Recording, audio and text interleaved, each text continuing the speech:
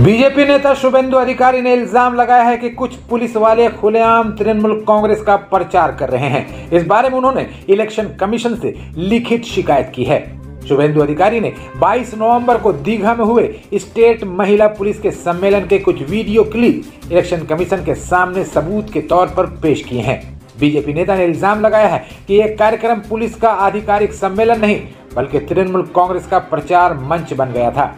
शुभेंदु अधिकारी के मुताबिक 22 नवंबर को राज्य पुलिस कॉन्फ्रेंस में पुलिस अधिकारियों की मौजूदगी में ममता बनर्जी को चौथी बार सत्ता में लाने के नारे लगाए गए।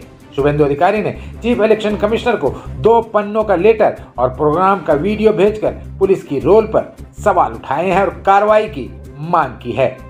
अनुमोदित पुलिस वेलफेयर एसोसिएशনের মিটিংয়ে একজন সাব ইন্সপেক্টর, একজন ইন্সপেক্টর এবং একজন এসিপি তিনজনের বক্তৃতা আপনাদের কাছে শোনাচ্ছি। তারা শুধু পুলিশ মন্ত্রী, মুখ্যমন্ত্রীর প্রশংসা করেছেন তা নয়, তারা আগামী নির্বাচনে মমতা বন্দ্যোপাধ্যায়কে মুখ্যমন্ত্রী হিসেবে চতুর্থবার এই বাংলায় দেখতে চান। এই বক্তব্য দেওয়ার মধ্য দিয়ে তাদের নিরপেক্ষতা, দায়বদ্ধতা এবং শৃঙ্খলা পরায়ণ একটি গভর্নমেন্ট অর্গানাইজ তারা যে একটা প্রতিষ্ঠান, পুলিশ প্রতিষ্ঠান, তার সমস্ত মর্যাদা নষ্ট করে তারা একটা নজির সৃষ্টি করলেন ভারতবর্ষে, স্বাধীনোত্তর ভারতবর্ষে, যেটা কোথাও হয়নি। প্লিজ এবার একটু শুনুন।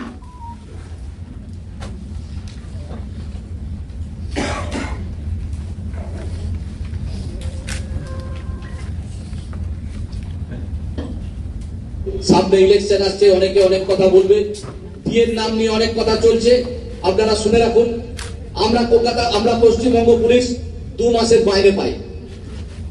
সেন্ট্রাল আরে দিয়ে আমারও দাবি আছে, আপনারও দাবি আছে, প্রত্যেকেরও দাবি আছে, কিন্তু পাশাপাশি ওটা নেবে এফিডেভিট দিয়ে বলো আজ সুপ্রিম কোর্টে যে আমরা ওই দাবিগুলো মেনে নেবো।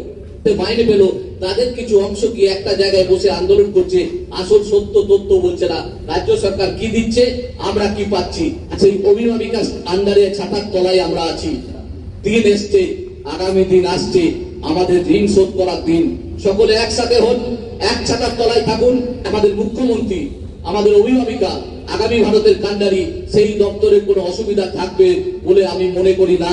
সুতরাং আগামী দিনে তার আশীর্বাদে সমস্ত কিছু পূর্ণ হবে এবং আগামী দিন যিনি আমাদের আশীর্বাদ করছেন তার ঋণ পূরণ করার দিন।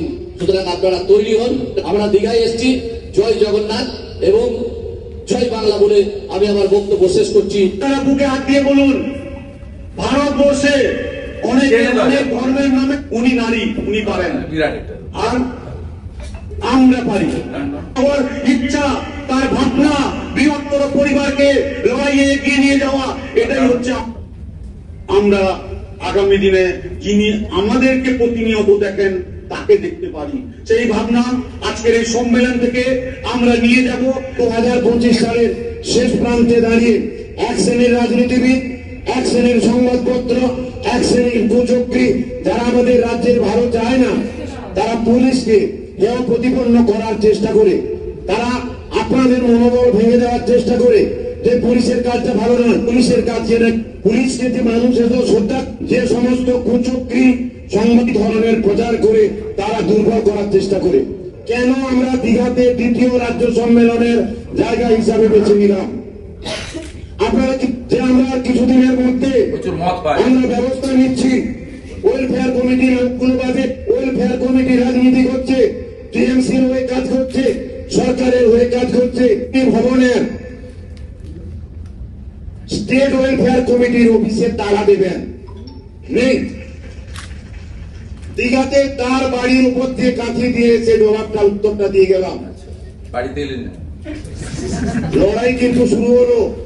এই লড়াই চলবে 26 মে পর্যন্ত, যেদিনকে আমরা আবার নবান্নে মমতা বন্দ্যোপাধ্যায়কে চতুর্থবারের মতো মুখ্যমন্ত্রী, সেদিন আমাদের লড়াই কিন্তু। মালটা হচ্ছে বিজিতেশ্বর রাও, দেখে বিআইনি করে কনস্টেবল থেকে ইন্সপেক্টর করে। আর প্রথম যেটাকে